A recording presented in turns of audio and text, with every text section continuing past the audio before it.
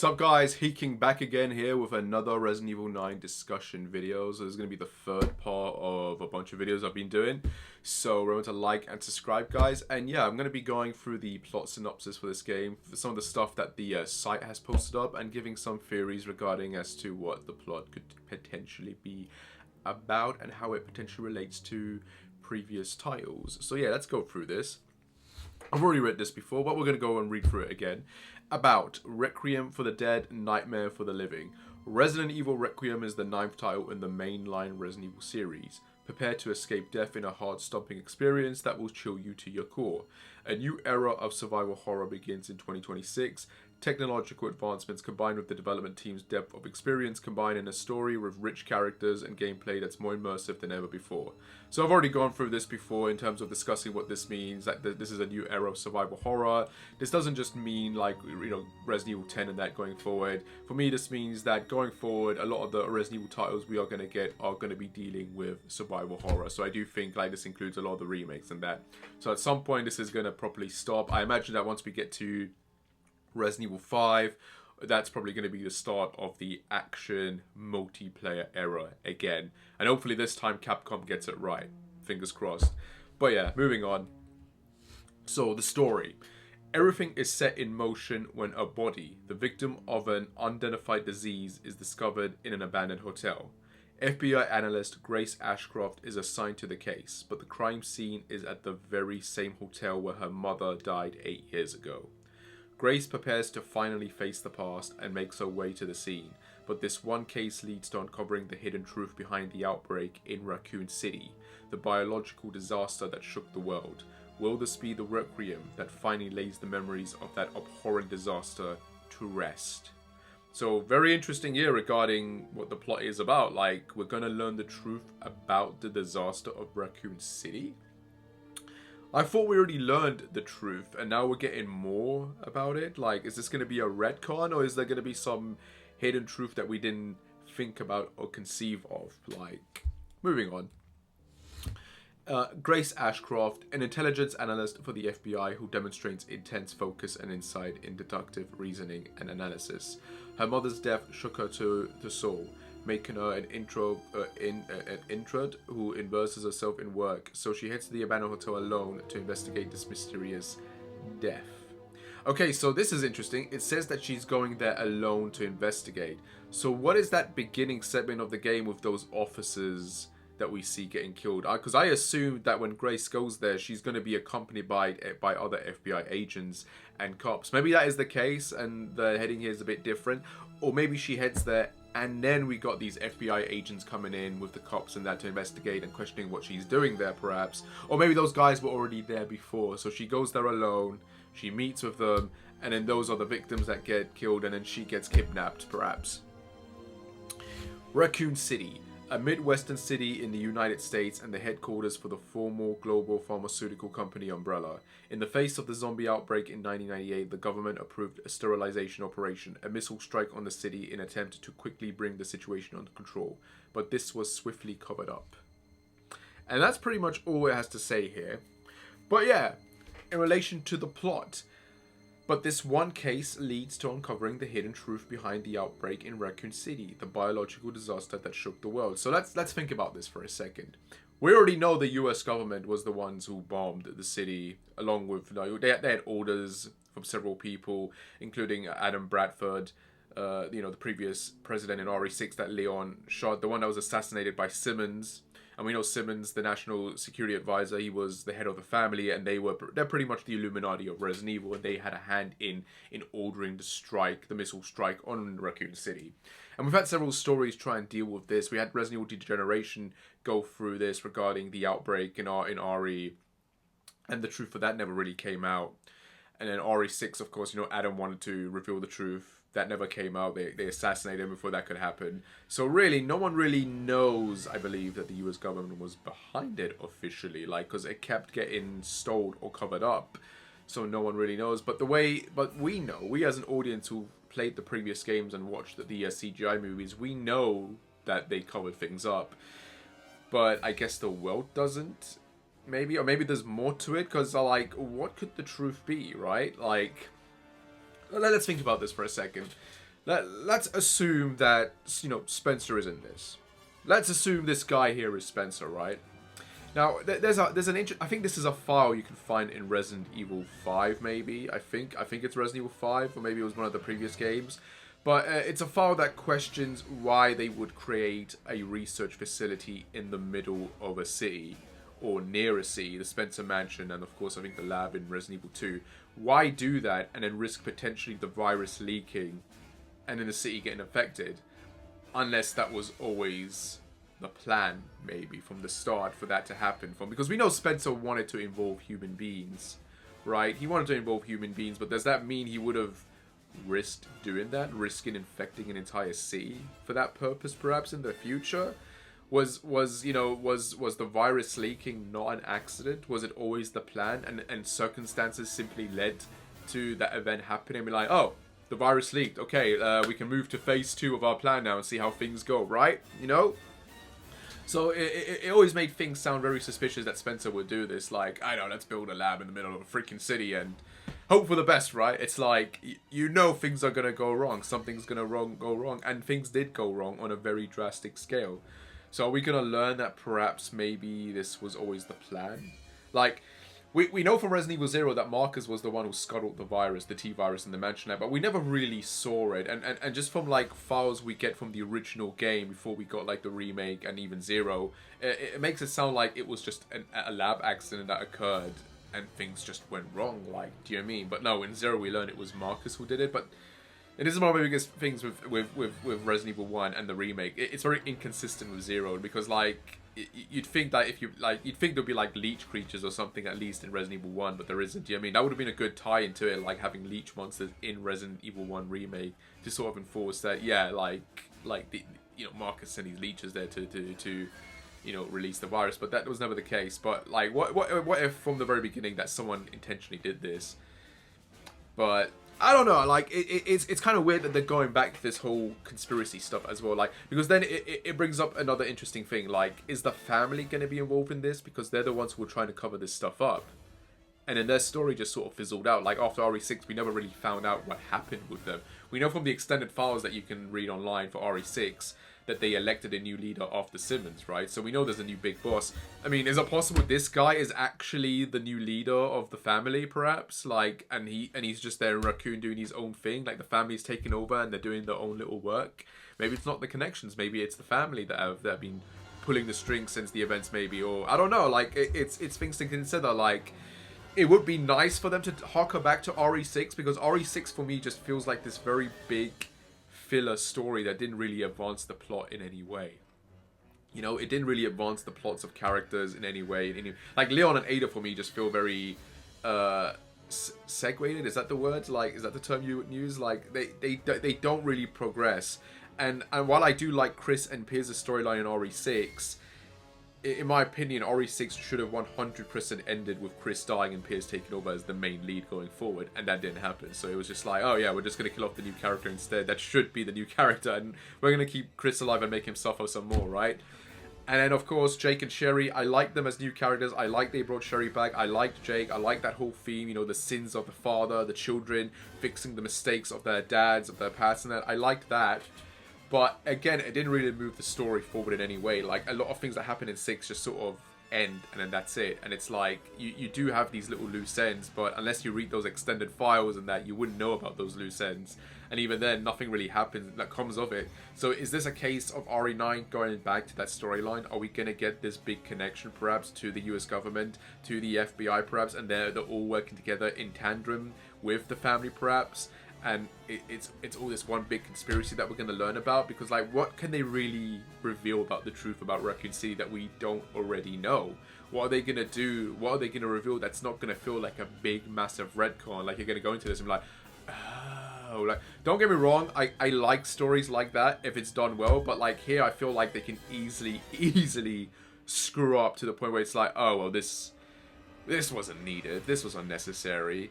Versus, oh wow, they did this, okay, and now you sort of go back and you look at the previous games like, oh wow, yeah, the hints were there. Do you know what I mean? But, like, I don't know. I feel very worried for them trying to tackle the story in such a way. But I get what they're trying to do, because they're going back to Raccoon City, and you need a reason for why you're going back to Raccoon City. You need a reason for why Leon's going to get involved in this. But like, I feel like they're going to half-ass this in some way. Like, and I don't want them to do that. Like, I feel like with the remakes, even if there's been some issues with the remakes, I do feel like they're trying to streamline the story in a way where it all fits together perfectly, like a neat little puzzle, so that when you sit down and play all of these remakes that we're gonna get, along with 7, 8, and potentially 9, it'll all just feel like one natural, conclusive story, instead of playing through it and then having all these different loose ends and stuff that never get tied up.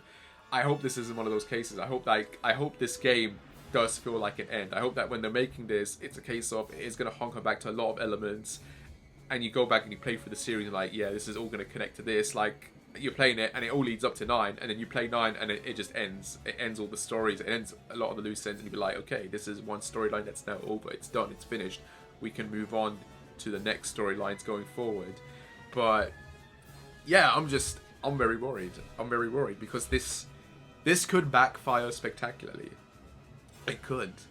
But yeah, there isn't really much to talk about besides that. Like, I'm just trying to give my own 2 cents in terms of what could this be like that we don't know already, because I feel like we already know enough. Is this just Grace finding this stuff out? And then why would Leon be involved? Is it him finding out the big... Because I feel like he already knows the truth. He knows. Surely he knows. But is this him finding or discovering something else, and now he realizes, oh man, I've been working on the wrong side the whole time, like... And maybe this is why he's going after government officials, perhaps. Like, maybe he is the hooded guy. Maybe he is working for the villain. I don't know. Like, so many directions this story could go into. But until we get more info and more trailers, we won't be able to really dissect what the general plot of this is about. Because that's the biggest problem with RE and its canon. There's so many elements to it that a lot of these games, a lot of sequels that we do get, it never addresses. And this is another thing. This is another thing regarding RE, right? So yeah, this is another thing I wanted to mention. A lot of people are probably thinking, oh, this game is probably gonna hopefully conclude the BSAA corruption plot, the connections plot. Here's the thing, I don't think this game's gonna do that. There's nothing in the description even hinting at that. This game is gonna do what a lot of RE games do, which is we always get this one RE game that doesn't follow up on the previous cliffhanger, and it does its own thing, right? RE1 ended with the stars escaping. We then get RE2, and we don't play as Jill or Chris. We play as new characters, Leon and Claire. It takes place in Raccoon City, and we get files regarding what happened to Chris, Jill, Barry, and Rebecca. And Brad, we know he's a zombie because you know, depending on how you play, you can find him as a special zombie in the game, and you realize, oh yeah, he's the other survivor. He's the helicopter pilot. Oh, he's dead. What happened? I don't know. But we know Chris, Jill, Barry, and Rebecca survived, but we don't get a continuation of their story. It's a completely new story, and yeah. That's what RE2 did. Basically, RE2 did what RE7 did. You know, a lot of people always like to complain like, oh, RE7 did this with new characters. Like, that's what RE2 did as well. If you were a big fan of RE1 and then you go into RE2, that's what RE2 did. And then we got RE3, which brought Jill back. It's like, okay, now we're tying back to the first game.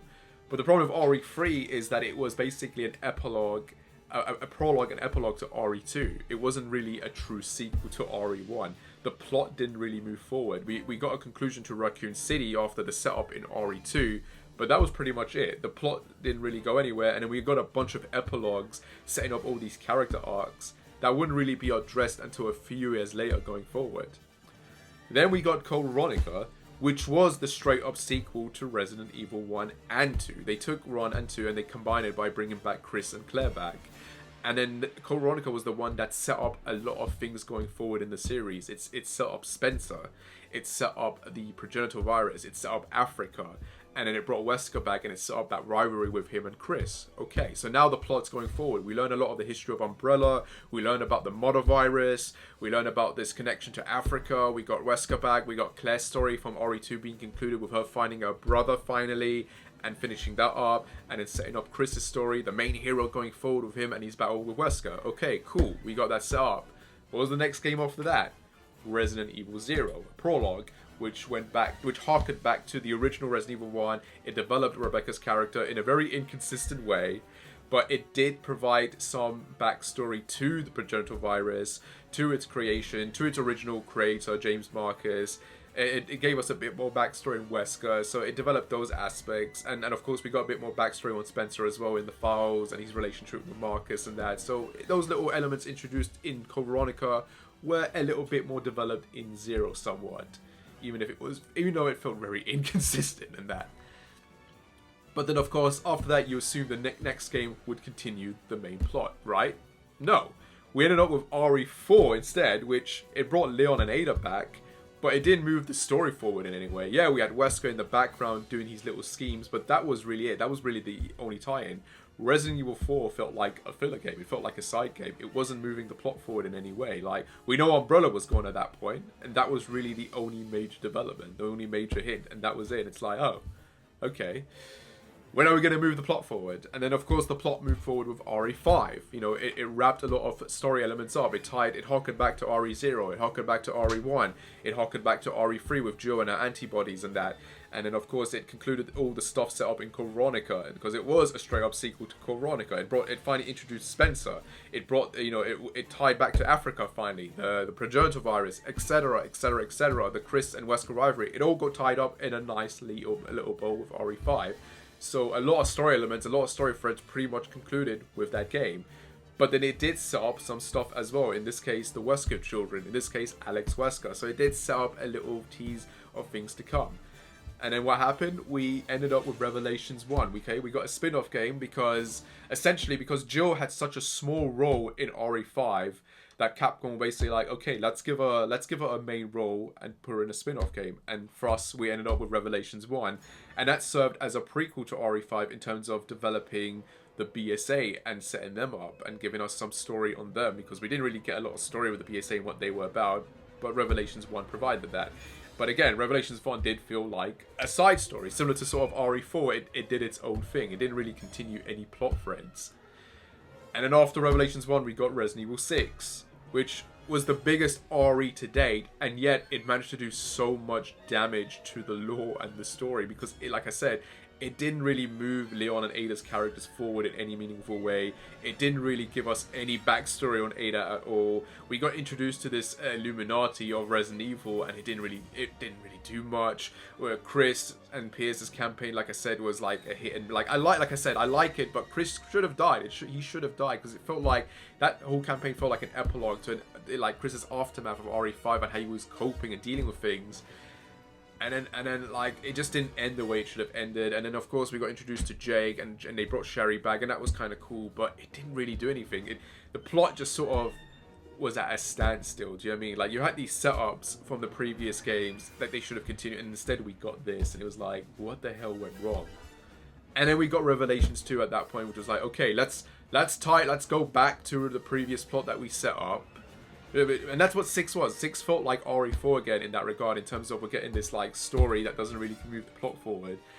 And then the equivalent to RE5 was Revelations 2. We got Revelations 2, which was a straight up sequel to RE5. It brought Barry and Claire back, but more importantly, it tied to Alex Wesker. It tied to the Wesker children, and it gave us a conclusion on that.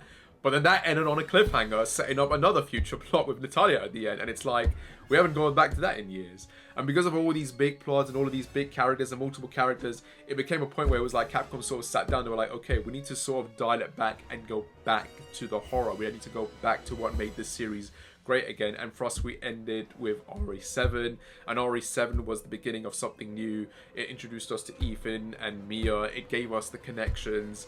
It introduced the mold as a virus and that, and Evelyn. And then going forward, we ended up with RE8, which was the first time we got a straight up sequel to an RE game. And they used that to wrap up Ethan's story in that, and it was like, great, we wrapped that up. We learned about the Mutimycete and the mold and where that came from, etc., etc.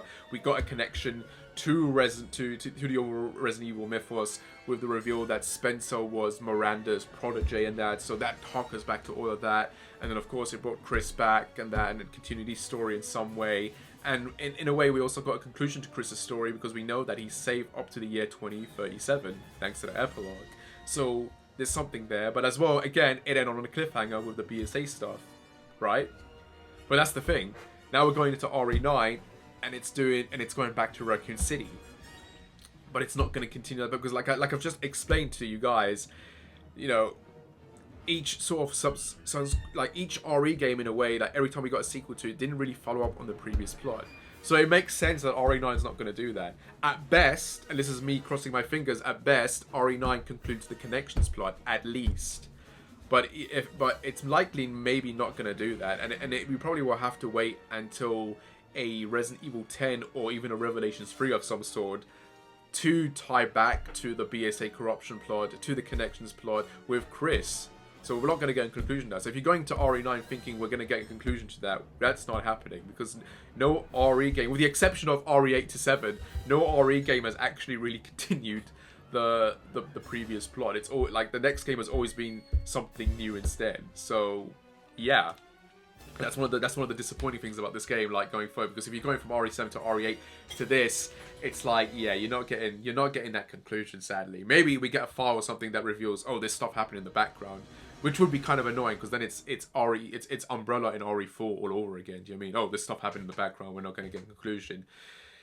But yeah, I feel like this game is going to wrap up Leon's story, and then the next RE game is going to properly potentially wrap up Chris's, and hopefully this is a case of where they throw in Joe as well, and we get like a conclusion on those characters instead, because they need to start tying up loose ends, okay? And right now the biggest loose ends are the connections, the BSAA corruption plot, the Natalia / Alex Wesker, and I guess the Umbrella conspiracy, the Umbrella / Raccoon City conspiracy, which I guess is going to be concluded with RE9. So we're getting a conclusion on that, but we still have these 3 other plots that need to be concluded, and maybe one of these will be concluded in here alongside it, but I don't think so. I'm not going into this game expecting to see Chris or the BSAA or all that plot stuff to be handled. No, if Leon's in this game, he's got his own thing to cover. Do you know what I mean? So yeah, like the whole connections and BSAA and stuff, that's to do with Chris and potentially Jill. So I don't see that happening. Maybe this game will end, this is me like speculating. Maybe this game will have Jill show up because of the tie into Raccoon City. Maybe she does show up, and then something happens in this game that will lead into Resident Evil 10 with Chris and the connections and the BSAA, and that will be the lead up to that. Maybe we get a little lead up to that. Maybe we get a DLC to that. Maybe. I don't know. Like, anything could happen. But I'm not expecting a conclusion to those plot points. This is going to be sort of its own thing. And if anything, it feels like it's going to be like a big, heavy sequel to Outbreak instead as well. More so because of the Lisa connection. But yeah, we'll have to wait and see. That's really all I can really talk about, really. That's really my thoughts on all of this. But yeah, guys, I hope you like this discussion. Sorry for the long ass ranting as always. But yeah, if you like this, remember to like and subscribe. And as always, guys, I shall see you when I shall see you. Take care and bye.